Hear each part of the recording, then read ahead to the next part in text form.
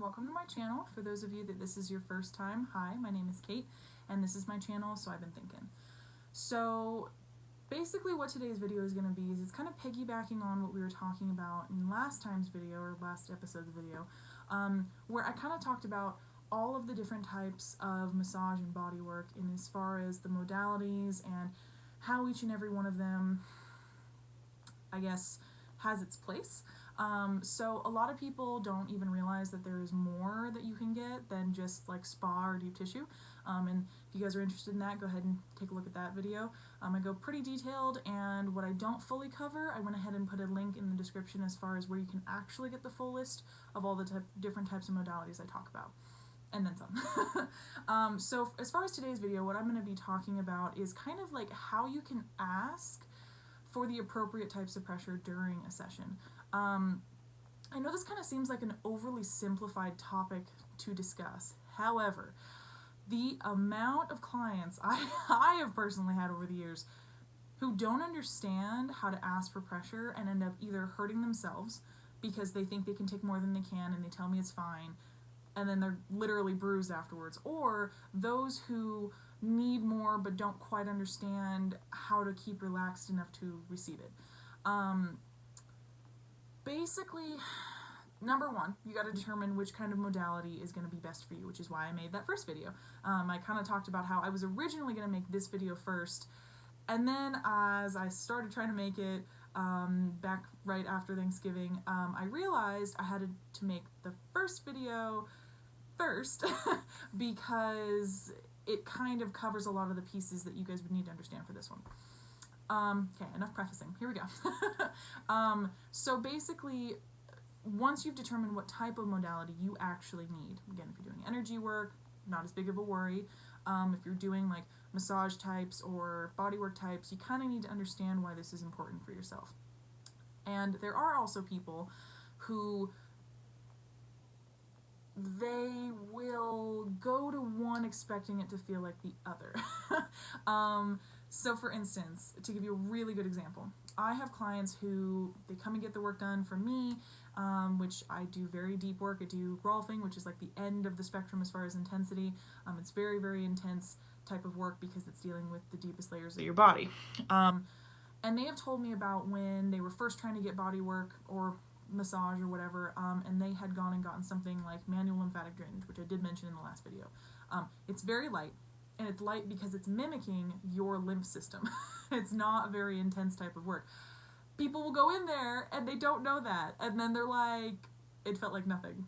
I don't know why I was there. And I'm like, this is why I had to make the first video, so that way you guys understand why this is important. So understanding what you're getting first, understanding what type of level of intensity it's supposed to be, and then once you're there, understanding how to ask for it. So when you're getting massages, like at a spa, for instance, like totally there are therapists who can do deep tissue types of work as well as like the relaxing type of work.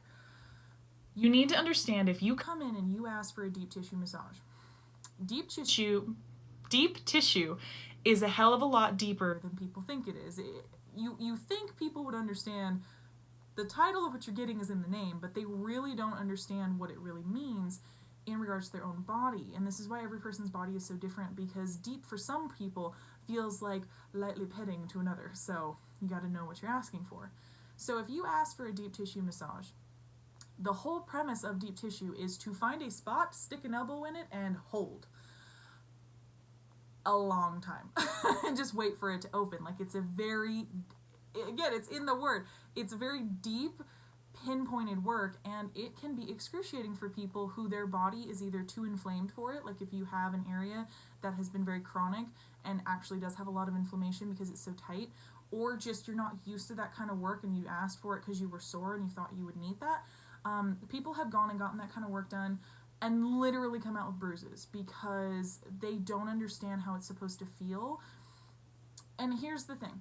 I'm not telling you guys that you've been hurting yourselves, because the caveat of this is that we as the therapist are also supposed to understand how to read your body signs. There's a lot of things called non-verbal cues, which is exactly what they sound like. It's, are you breathing? Are you squirming? Are you tensing? Are you pulling away from me? Are you responding in really clipped, short answers? So that's kind of on us as well to kind of learn how to regulate the pressure. I do still have clients where I will ask them if one is better than the other. And truthfully, I don't think they can tell the difference. Not because I haven't changed what I'm doing, but just because they're still like tensing up, or they're still unaware that the pressure has changed and therefore their body's still telling them that it's hurting. This is kind of going back as well.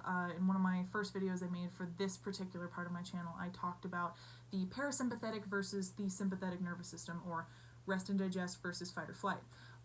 So this is also why asking for the appropriate pressure for yourself is so important, because if you go in and you ask for deep tissue and you need like a couple of steps below that, which would just be like a regular massage, or maybe you do have some areas that are pretty tight but you're really sensitive and maybe like some myofascial work would be good, or you have issues with lymph in certain areas and you don't need like the full manual lymphatic drainage work, but you need kind of the lymph kind of helped flown out of the area enough to where it's not super bruisey, you're gonna be hurting. So this is where you guys have got to understand how this stuff works. Also keep in mind, lying to us and telling us that it's fine when it's not does not help you. Like, it's kind of like a lot of duh type of stuff today, but the amount of people who don't tell us something is too much and then literally never come back because it hurts so much, and then they kind of blame us, and it's like, I have had clients where I am fastidious with making sure that I am checking in with my clients the whole time because I have been injured during massages before because I have not said something. And that's on me. I am a therapist. I do this for a living. I know better. And yet sometimes you still don't say anything. For me, it's kind of because I usually am waiting to see if the therapist is going to pick up that what they're doing is too much or too little. I will say something, and if it hasn't changed, sometimes I can just tell right away the therapist isn't going to be able to reach the depth that I need.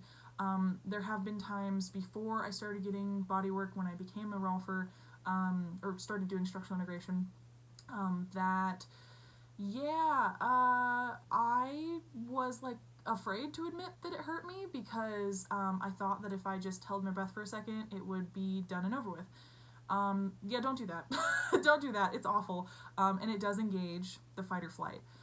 So the reason why the fight or flight is so important to understand in asking for appropriate pressure is if you are hurting and your body is perceiving that pain as actual pain, not just therapeutic pain, like, oh, something's happening to help me, your pain levels actually skyrocket. I've had people that I do the sessions that I do on where I know this stuff is intense for them and I'm walking them through it and I'm telling them to breathe and I'm changing my pressure. And if they're tensing their body, nothing I do changes that for them. So it's kind of this is where it's very much a teamwork. Like, a lot of people who go in for just basic massages, for instance, they just want to sit there, not talk. They'll usually say they don't want to talk to their therapist, as in like, we're just robots, like cool beans, whatever. And the problem with that is that you can't open an effective line of communication as far as what type of pressure they need. Some people are really good about being like, yeah, that feels really great. Can you use more there? Can you use less? But most people aren't. So just really know what you're asking for.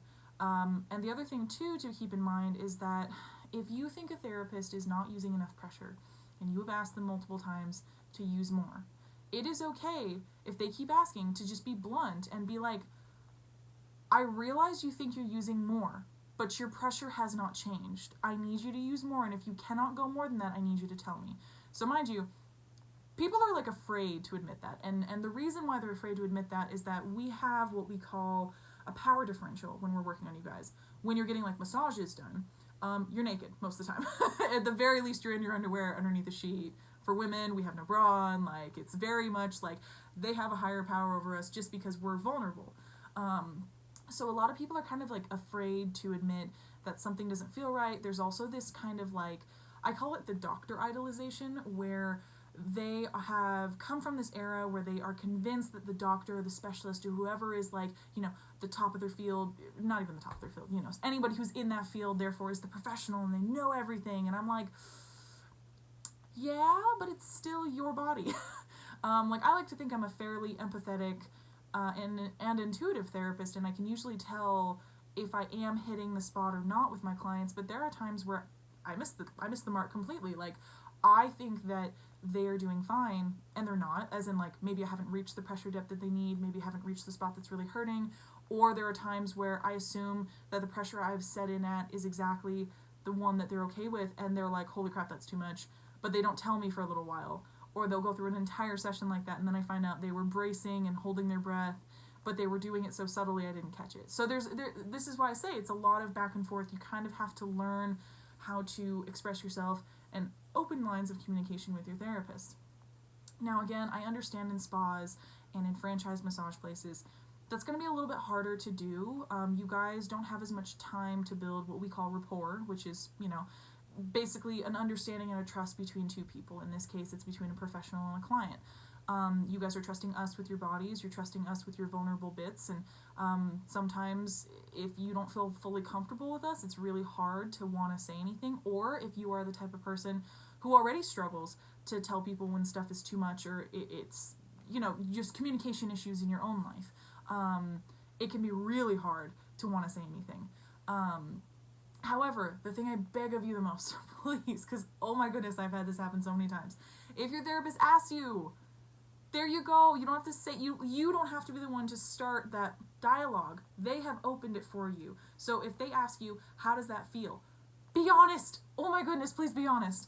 And after that, if you've been honest and nothing changes, that's on them. And then, truthfully, they're probably not a good fit for you. Either their style or their ability to go with more pressure or less, whatever it is, they may not be the best fit.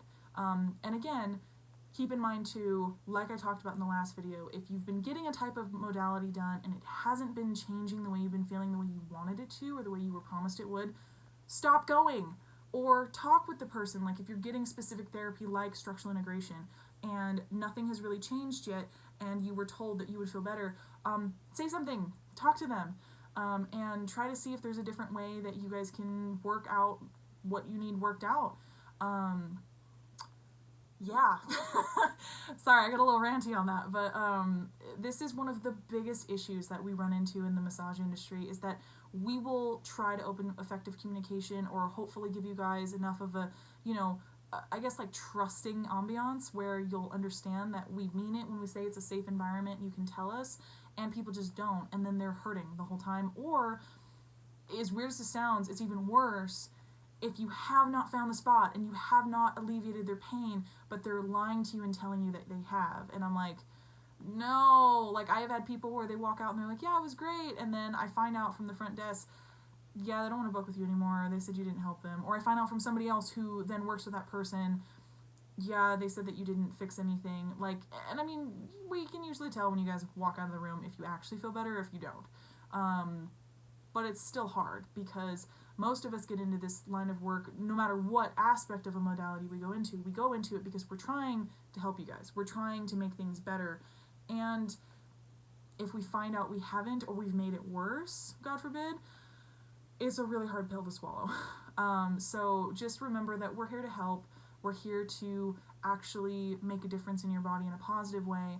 And hopefully between these two videos you guys will understand, just talk to your therapist. Research the type of modality you need. Research what you specifically are going to need worked on or done with your issues. Sorry, I'm wording that really weirdly. But just do your research. Understand your body.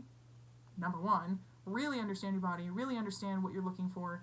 And then just be honest when you're in the session. Just be honest about what you need. And if it's not working, don't go back. Well, okay, I shouldn't say that, because we've had people where like they have one bad session and they don't come back, and it just was a very small issue that wasn't addressed. Sorry. Let me retract that statement. If it's not getting better, see if there's a way to fix it. If you do enjoy the therapist or you think that the therapy could be effective but maybe there's something missing, but also understand that depending on what you're looking for, you may not have found the specific modality that's best for you, I guess is the best way to word that. Sorry. But anyway, so that's what I've got for you guys today, and please understand too, I am speaking from my own experiences. I am speaking as a professional in my own field. Just know that every different type of therapist, every different type of state, every different type of modality that someone gets certified in has its own regulations and its own, I guess, system in how it's supposed to be run and worked when working on somebody. So please don't take everything I say as like actual fact if it's anything besides the specific ones I've mentioned that I personally do. Like I said, do your research, talk to people, and just get a good feel for what's going to work best for you. And if you guys have any questions that maybe I could do some research on for you and answer in another video, please feel free to drop a comment in the comment section down below. If you guys liked what you saw today, make sure to hit the subscribe button on your way out, and hopefully this video was effective in giving you guys some education, so click the like button as well. But I think that's all I've got for you guys this time. I just wanted to kind of touch on, I guess piggyback on what I talked about last time, and hopefully this was an educational video for you guys. But yeah, I'm going to stop now because I think I'm rambling. Anyway, have a good night, guys. Bye.